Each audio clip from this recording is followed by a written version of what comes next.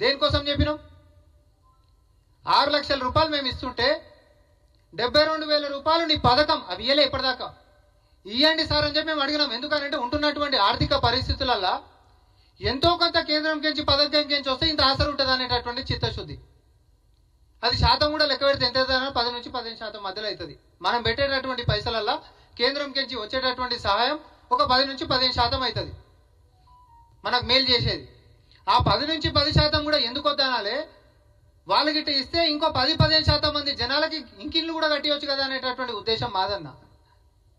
మా చిత్తశుద్ధిని మీరు ఈరోజు రాజకీయాలకు వాడుకుంటా ఈ దేశం కోసం ప్రాణ త్యాగాలు చేసినటువంటి వాళ్ళని నోటికి వచ్చినట్టు మీరు వాగుకుంటా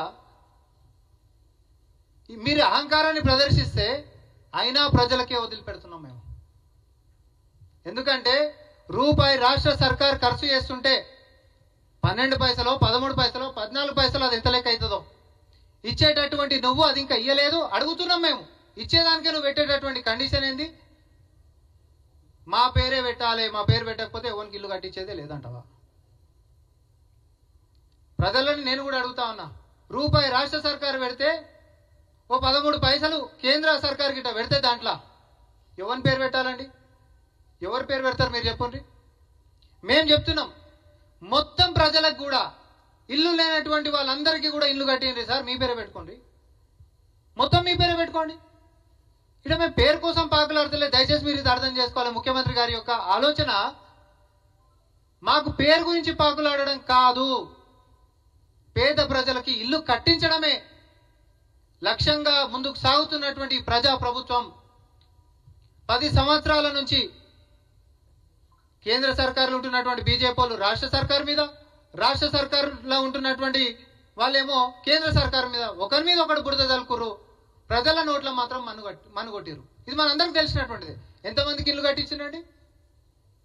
ఎవరికైనా ఇల్లు కట్టించిండ్రా? ఇల్లు కట్టించినటువంటి చరిత్ర ఉందా? దాంట్లో కేంద్రం యొక్క సహకారం గిట్ట ఏమని ఉండే?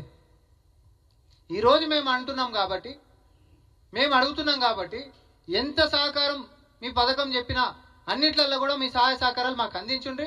తద్వారా క్షేత్రస్థాయిలో ఈరోజు మనకు అర్థమైతే లేదా, 10 సంవత్సరాలల్లా సంక్షేమాలు దూరమైనటువంటి ప్రజలు ఒక గ్రామ సభ పెడితే తండోపతండాలకు వస్తారు.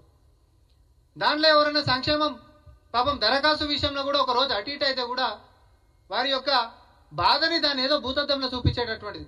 బరాబర్ మా సర్కారు నుంచి మేము ఒకటే చెప్తా ఉన్నాం, మీరు చేస్తున్నటువంటి అన్ని దరఖాస్తులను కూడా పరిశీలించి అర్హులందరికీ కూడా సంక్షేమాలు అందించడమే లక్ష్యంగా గౌరవ ముఖ్యమంత్రి వర్యులు ముందుకు పోతా ఉన్నాడు. యావత్ యంత్రాంగాన్ని ముందుకు నడిపిస్తా ఉన్నారు.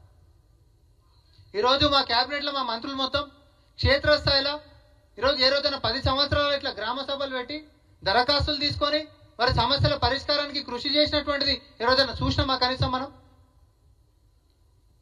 కనీసం కలిసేటటువంటి నాయకులే దిక్కు లేకుంటుండే, సచివాలయం అనేటటువంటిదే ఎవరికి తెలియకపోయే, ప్రగతి భవన్ గోడలు అనేటటువంటిది ఎవరికి అందనటువంటి ఎత్తుకుండే. అట్లాంటిది వాళ్ళు నడిపించారు. వాళ్ళ మీద బురద చల్లుకుంటా, వాళ్ళు మీ మీద బురద చల్లుకుంటా, కేంద్రం నుంచి రాష్ట్రం నుంచి ఎవరు ఇవ్వకుండా మొత్తం మీద తెలంగాణ ప్రజల నోట్ల మాత్రం మనుగొట్టిరు. ఇక రెండో విషయానికి రేషన్ కార్డుల గురించి కూడా మాట్లాడు. రేషన్ కార్డులకి సంబంధించి ఆయన అంటాడు, ప్రతి రేషన్ కార్డులో వచ్చేటటువంటి బియ్యం కానీ పప్పులు కానీ ఉప్పులు కానీ ఇంకేమైనా ఉంటే అన్ని కూడా కేంద్రం కించి కేంద్ర పైసలతో వస్తున్నాయంట. ఈ రాష్ట్ర విభజన జరిగిన తర్వాత కేంద్రం నుంచి ఇచ్చినటువంటి రేషన్ కార్డు అంటే గుర్తింపు ఇచ్చి కేవలం 5 కేజీల బియ్యం ఇస్తున్నటువంటి రేషన్ కార్డులు ఎన్నో తెలుసా? 54,66,000. ఇది గుర్తుపెట్టుకోండి. 54,66,000 రేషన్ కార్డులని మాత్రమే గుర్తింపునిస్తూ వాళ్ళకి అందులో కార్డులలో ఉంటున్నటువంటి మనుషులకి మనిషికి 5 కిలోల బియ్యం కేంద్ర సహకారం కించి మనకి ఇస్తుంది. ఇది పథకం రేషన్ కార్డులది. కానీ అసలు తెలంగాణలో ఉంటున్నటువంటి రేషన్ కార్డులు ఎన్ని? ఈరోజు తెలంగాణలో ఉంటున్నటువంటి రేషన్ కార్డులు ఎన్ని అంటే 90 లక్షల రేషన్ కార్డులు ఉన్నాయి. వాళ్ళు ఇస్తుంది కేవలము 54,66,000 రేషన్ కార్డులకి మాత్రమే బియ్యం మాత్రమే ఇస్తుండ్రు. మిగతా వాళ్ళే అందరికీ కూడా రాష్ట్ర సర్కార్ నుంచి మన జోబులకి మనం బియ్యం కొనుక్కొని మనము ప్రజలకు ఇస్తున్నాము. ఈ రోజు కొత్త రేషన్ కార్డులను కూడా నిన్నటి నుంచి ఏదైతే ప్రారంభోత్సవం మనం చేసినామో, దరఖాస్తులు తీసుకుంటున్నామో, అవన్నిటికీ కూడా రాష్ట్ర సర్కార్ మా జోబులకెంచి ఆ సంక్షేమాన్ని మేము ఈ రాష్ట్ర ఖజానా నుంచి ఇస్తున్నాము.